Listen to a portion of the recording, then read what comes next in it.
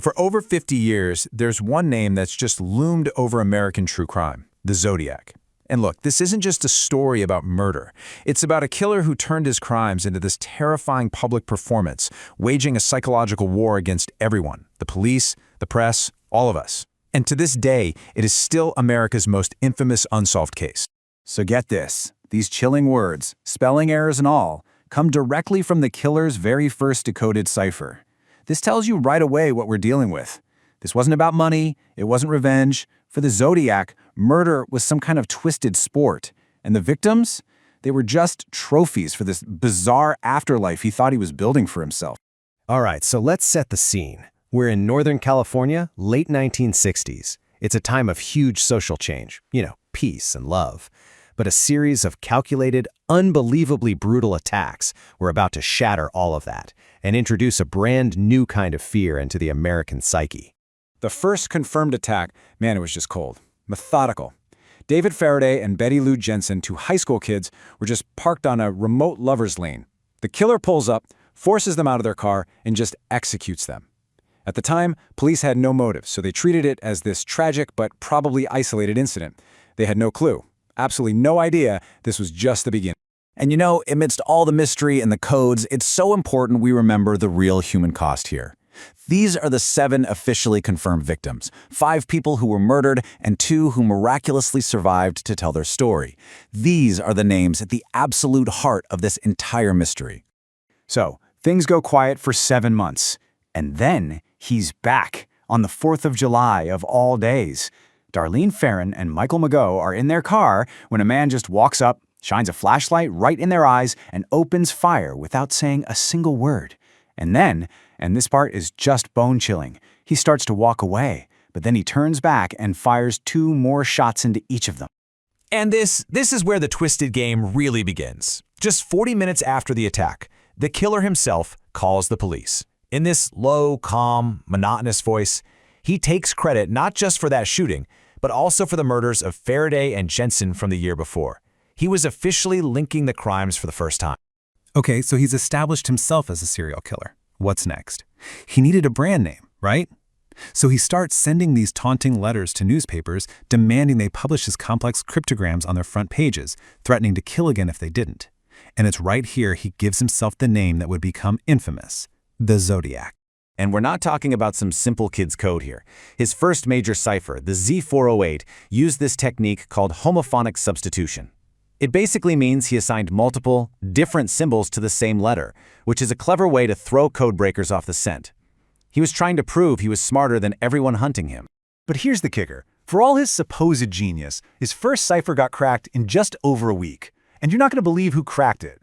It wasn't the FBI, it wasn't the CIA, it was a high school teacher and his wife, Donald and Betty Harden. They just guessed the message would probably start with I, and that unlocked the whole thing, revealing that bizarre motive about collecting slaves for paradise. You gotta imagine, right? Having your big, brilliant code solved that fast by a couple of amateurs, that must have really stung his ego. Because his next one, the Z340, was an absolute beast of cryptographic complexity. And for 51 years, it just sat there, one of the great unsolved puzzles in history, taunting everyone. Then, fast forward to 2020. A team of private citizens, code breakers from around the world, they finally crack it. They figured out he wasn't writing left to right. No, he had arranged the characters diagonally. Yeah, literally like a knight's move in chess, across 3 separate parts of the grid. Just an incredible piece of collaborative code breaking. So as his codes are getting crazier and more complex, his attacks, they're getting more theatrical and a whole lot more terrifying. At Lake Berryessa, he moves out of the darkness and into broad daylight to stage this bizarre, sadistic ritual. So, picture this. He walks up to this young couple wearing this insane, full executioner's hood with his cross-circle symbol stitched on the front.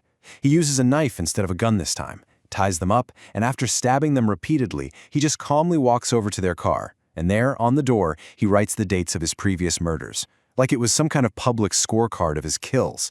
Unbelievable. All right, now we get to his final confirmed murder. And this one was by far his most brazen. He moves from those secluded lovers' lanes right into the heart of San Francisco, killing a taxi driver in an upscale neighborhood, basically right under the noses of the police. The victim was Paul Stein. After shooting him, the killer was actually seen by teenagers across the street, just wiping down the cab. But then he does something else, something that tells you everything about his mindset. He tears off a piece of Stein's bloody shirt. This was a trophy, plain and simple, and he planned to use it as proof in his next letter. And right here, this is the moment the whole case could have been solved. As police were racing to the scene, a dispatcher made a catastrophic error, broadcasting that the suspect they were looking for was a black male. But the actual killer, seen by multiple witnesses, was white. The irony here is just staggering. And the Zodiac himself, oh, he couldn't wait to gloat about it. In his very next letter, he describes walking away from the scene and being stopped by police officers. But because of that wrong description, they just asked him if he'd seen anything suspicious. He pointed them down the street and simply walked away into the night. So with all this, who exactly were the police hunting? What did this phantom look like? Well, eyewitness accounts and the evidence started to paint a picture. A white male, probably between 25 and 40, clearly intelligent and narcissistic, with this sadistic need for public attention.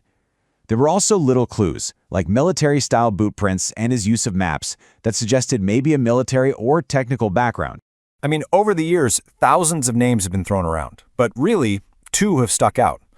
Arthur Lee Allen was the prime suspect for decades. The circumstantial evidence against him was just mountainous. But here's the thing, the DNA didn't match, the handwriting didn't match. More recently, a private group named Gary Francis Post, but law enforcement has never confirmed their findings.